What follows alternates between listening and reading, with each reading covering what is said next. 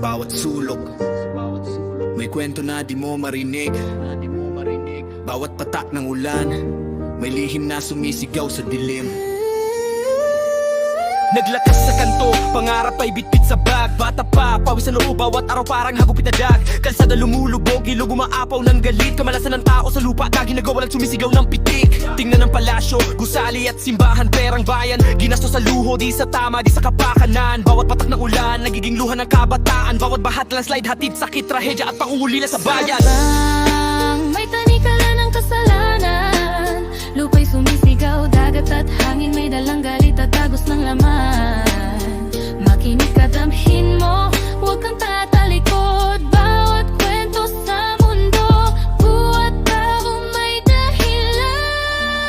Ulan ng kasalanan, bumabalot sa paligid. Kalikasan sumisigaw, puso'y nagdurus at nag-iisa sa dilim. Bawat bagyo, bawat baha, kwento ng bayan at pangarap. Buksan mo ang mata, damhin ang mundo sa bawat patak Ng ulan, kapitbahay nagtatakbuhan, bahay lumulubog sa baha. Mga puno, ilog, dagat, iniwan at tiwali at tamad na kamay sa bawat pagkakamali. Buhay ng tao'y nagiging ulap at tagos sa likod ng galit at pagod. May boses na humihiling na pagbabago at lakas. Tinig ng ina, pawis ng ama, bawat hagbang ay laban. Bawat araw, pangag naging batas. Ulan, hindi sapat ang panalangin. Kailangan aksyon at tapang upang bayan at kalikasan muling bumangon at lumaban. may tanikala ng kasalanan, lupa'y sumisigaw, dagat at hangin may dalang galit at tagos ng laman. Makinig ka, damhin mo, huwag kang tatalikod. Bawat kwento sa mundo, bawat tao may dahilan.